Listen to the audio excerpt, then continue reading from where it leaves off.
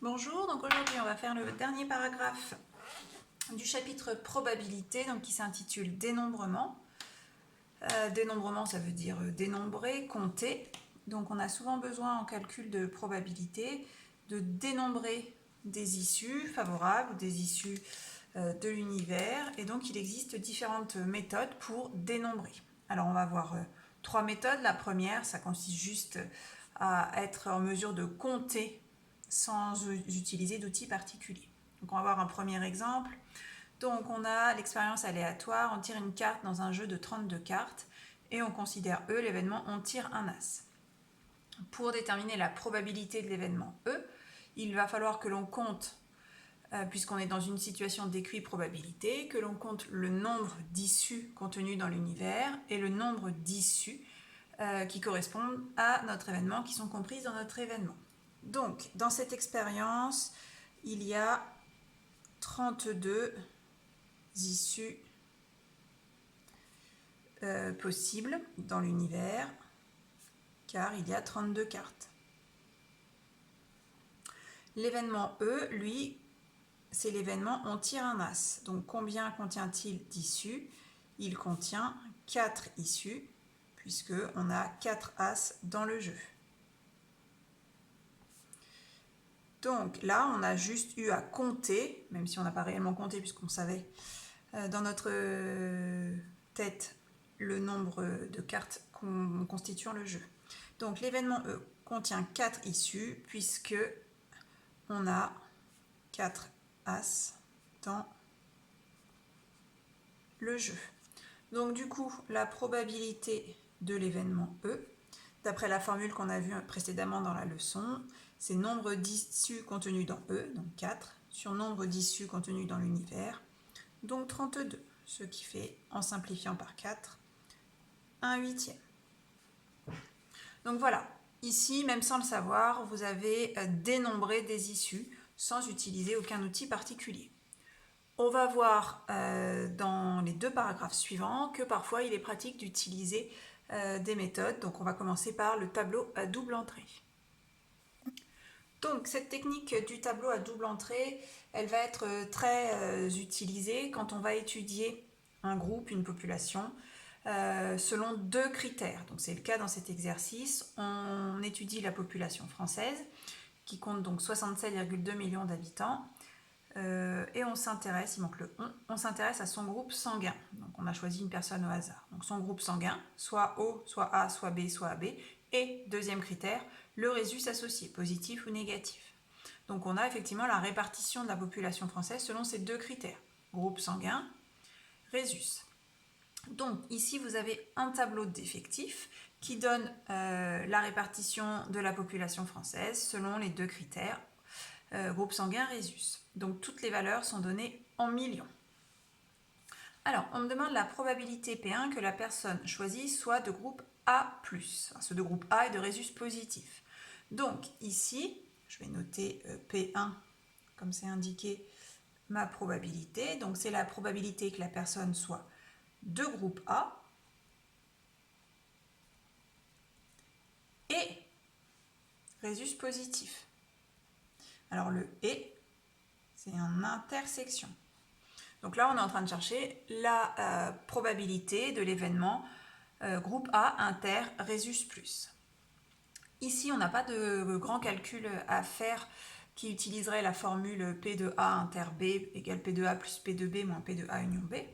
On a juste à aller chercher les valeurs qui nous sont utiles dans le tableau. Donc dans le tableau, il faut que l'on ait le nombre d'issues total. Donc le nombre d'issues total, c'est le nombre de personnes dans la population française, et que l'on cherche le nombre d'issues qui correspondent à nos groupes A, RH+. Donc parmi ces 67,2 millions de personnes, on en a 24,9 qui sont de groupe A et résus positif.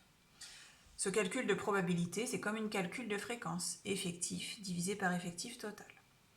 Si on calcule, ça fait environ 0,37.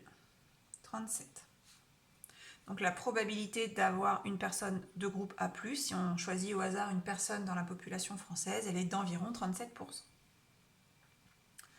Ensuite, Deuxième question, on me demande la probabilité que la personne choisie soit du groupe B. Donc, c'est la probabilité qu'on note P2 et c'est la probabilité du groupe B. Donc, on a toujours 67,2 millions de personnes. Maintenant, il faut que j'arrive à trouver dans le tableau combien de personnes sont du groupe B.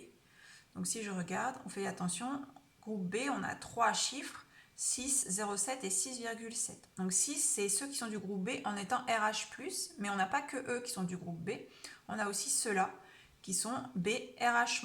Donc ça fait en tout 6,7 millions de personnes du groupe B.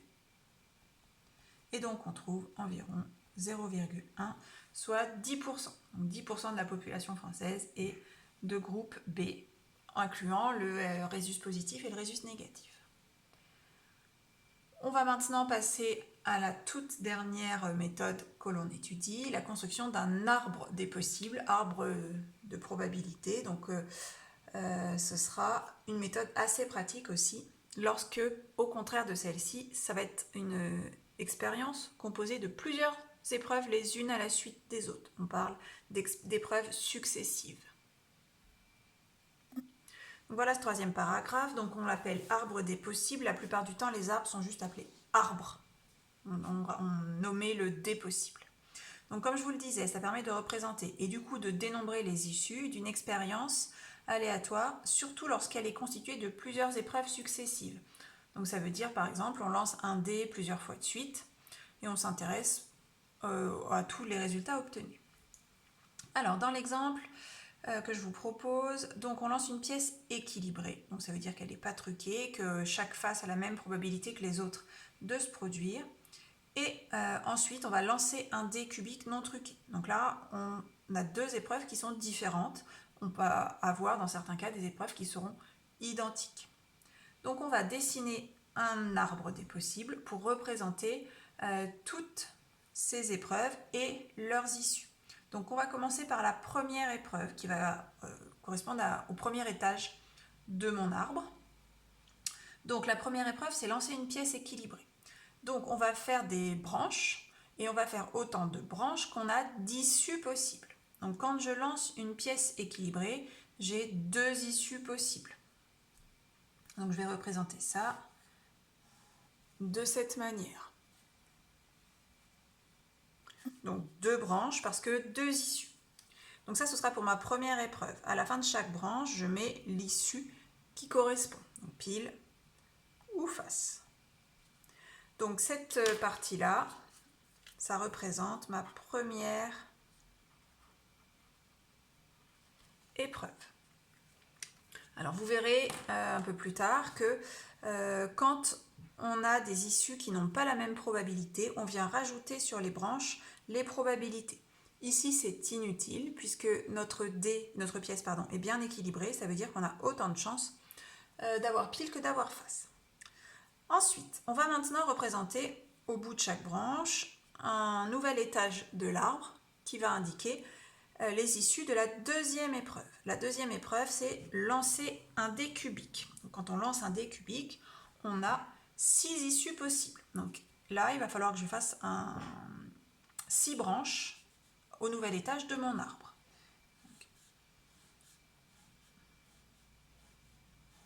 En écrivant à la fin les 6 issues. Comme précédemment, je n'ai rien à écrire sur les branches parce que toutes mes issues sont équiprobables.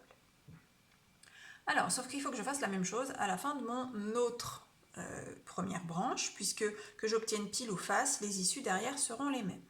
Donc je fais mes 6 branches en indiquant à l'extrémité les issues. Donc là, j'ai représenté ma deuxième épreuve. Et je peux, pour me faciliter les choses, indiquer au bout de chaque branche l'issue que j'obtiens. Ça, c'est une bonne habitude à prendre quand vous parlerez l'année prochaine, en série générale ou en série technologique d'ailleurs, de variables aléatoires.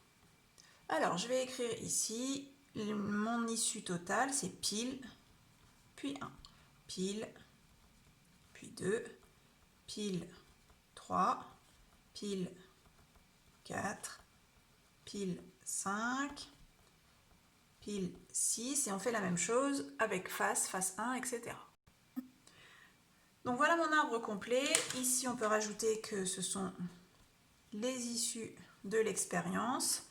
Et du coup, on peut voir, en comptant simplement le nombre de lignes que j'obtiens à la fin de l'arbre, le nombre d'issues totales. Donc ici, on a 1, 2, 3, 4, 5, 6, 7, 8, 9, 10, 11, 12 issues totales. Donc on va pouvoir répondre à la question qui était là, dénombre le nombre d'issues totales, et ensuite on va en déduire la probabilité de l'événement A, obtenir pile puis un nombre pair.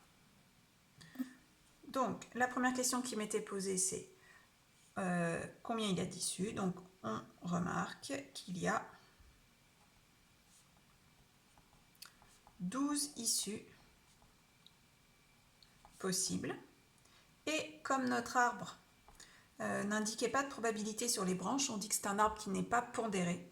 Ça veut dire que chacune des issues à la fin a la même probabilité que les autres de se produire. Donc on est dans une situation d'équiprobabilité.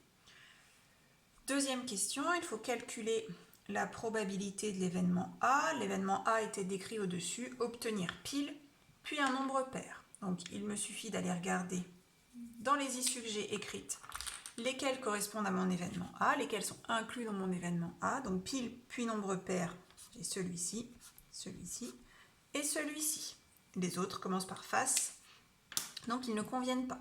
Donc on a 3 issues sur en tout 12 issues possibles, ce qui fait une chance sur 4 ou encore 0,25, 25% de chance. Voilà pour l'utilisation des arbres. Donc pour résumer, dans certains cas on n'a pas besoin d'outils particuliers, on peut simplement compter quand c'est assez simple. Quand on a 2 critères à étudier, on va plutôt utiliser un tableau à double entrée. Et quand on a des épreuves successives, les unes après les autres, on va plutôt utiliser un arbre